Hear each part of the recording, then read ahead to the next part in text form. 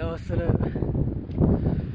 නුවරඑළිය යනවා නම් මේක තමයි ක්ලයිමේට් එක. මේක තමයි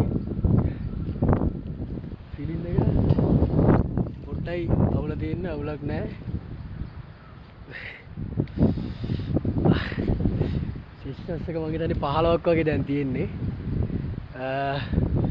මේක අඩු වෙනවා. උලගයි වැස්සයි මීදුමයි එන්න මේ දවස්වල එන්න